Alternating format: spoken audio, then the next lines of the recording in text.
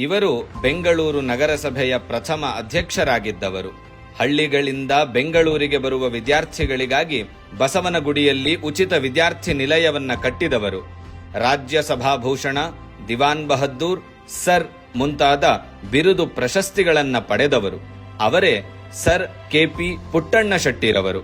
ಪುಟ್ಟಣ್ಣ ಶೆಟ್ಟಿ ಅವರು 1856ರ ಏಪ್ರಿಲ್ 29ರಂದು ಬೆಂಗಳೂರು ಬಳಿಯ ಕೃಷ್ಣರಾಜಪುರದಲ್ಲಿ ಯಲ್ಲಪ್ಪ ಶೆಟ್ಟಿ ಮತ್ತು ಯಲ್ಲಮ್ಮ ದಂಪತಿಗಳ ಸುಪುತ್ರರಾಗಿ ಜನಿಸಿದರು. ಬೆಂಗಳೂರಿನಲ್ಲಿ ಹೈಸ್ಕೂಲ್ ಮತ್ತು ಕಾಲೇಜು ವಿದ್ಯಾಭ್ಯಾಸ ನಡೆಯಿತು. 1875ರಲ್ಲಿ ತಮ್ಮ 19ನೇ ವಯಸ್ಸಿನಲ್ಲಿಯೇ ಮೈಸೂರು ಸರ್ಕಾರದ ಸಿವಿಲ್ ಸರ್ವೀಸಸ್ಗೆ ಸೇರಿದ ಪುಟ್ಟಣ್ಣ ಶೆಟ್ಟಿ ತಮ್ಮ ಕರ್ತವ್ಯ ನಿಷ್ಠೆ, ಆಡಳಿತ ಸಾಮರ್ಥ್ಯ, ಸರಳ ಸ್ವಭಾವದಿಂದಾಗಿ ಹಂತ ಹಂತವಾಗಿ ಅಂದಿನ ಮೈಸೂರು ರಾಜ್ಯದ ರೈಲ್ವೆ ಟ್ರಾಫಿಕ್ ಮ್ಯಾನೇಜರ್, ಸಹಾಯಕ ಕಮಿಷನರ್, ಡೆಪ್ಯೂಟಿ ಕಮಿಷನರ್, ಜಿಲ್ಲಾಧಿಕಾರಿ ಮುಂತಾದ ಉನ್ನತ ಹುದ್ದೆಗಳನ್ನು ಹಂತ ಹಂತವಾಗಿ ಅಲಂಕರಿಸಿ ಶಿವಮೊಗ್ಗ, ಕೋಲಾರ, ಬೆಂಗಳೂರುಗಳಲ್ಲಿ ಸೇವೆ ಸಲ್ಲಿಸಿದ್ರು. 1912ರಲ್ಲಿ ನಿವೃತ್ತರಾದ ಪುಟ್ಟಣ್ಣ ಶೆಟ್ಟಿಯವರು ನಂತರ ಸಂಪೂರ್ಣವಾಗಿ ಸಮಾಜ ಸೇವೆಯಲ್ಲಿ ತೊಡಗಿಸಿಕೊಂಡರು. 1913ರಿಂದ 1922ರ ಅವಧಿಯಲ್ಲಿ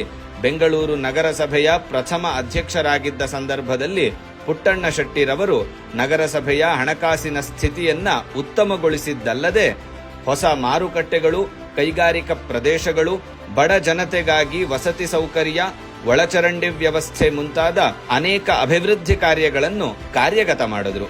1918-19ರಲ್ಲಿ ಸಾಂಕ್ರಾಮಿಕ ರೋಗ ಹಾಗೂ ತೀವ್ರ ಆಹಾರ ಕೊರತೆ ಉಂಟಾದಾಗ ಇವರು ಕಾರ್ಯನಿರ್ವಹಿಸಿದ ರೀತಿ ಅನುಕರಣೀಯವಾದದ್ದು. ಅಂದಿನ ಕಾಲದಲ್ಲಿ ಸಾವಿರಗಳ ಬೆಲೆ ತುಂಬಾ ದೊಡ್ಡದು.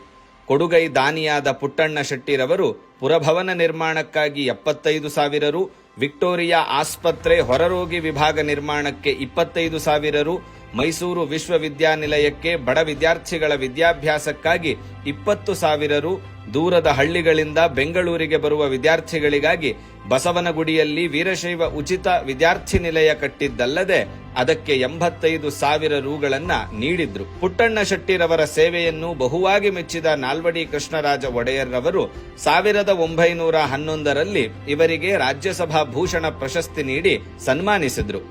ಭಾರತ ಸರ್ಕಾರ ದಿವಾನ್ ಬಹದ್ದೂರ್ ಪ್ರಶಸ್ತಿ ನೀಡಿ ಗೌರವಿಸಿತು. ಬ್ರಿಟಿಷ್ ಸರ್ಕಾರ ಇವರಿಗೆ ಸರ್ ಎನ್ನುವ ಬಿರುದನ್ನ ನೀಡಿತು. 1921ರಲ್ಲಿ ನಡೆದ ಚಿಕ್ಕಮಗಳೂರಿನ ಕನ್ನಡ ಸಾಹಿತ್ಯ ಸಮ್ಮೇಳನಕ್ಕೆ ಇವರನ್ನ ಅಧ್ಯಕ್ಷರನ್ನಾಗಿ ಆರಿಸಿ ಕನ್ನಡ ಸಾಹಿತ್ಯ ಮತ್ತು ಸಾಂಸ್ಕೃತಿಕ ಲೋಕ ಇವರನ್ನ ಗೌರವಿಸಿತು. ಈ ಮಹನೀಯರು 1938ರ ಜುಲೈ 23ರಂದು ನಿಧನರಾದರು. ಎಲ್ಲಾದರೂ ಇರು, ಎಂತಾದರೂ ಇರು, ಎಂದೆಂದಿಗೂ ನೀ ಕನ್ನಡವಾಗಿರು.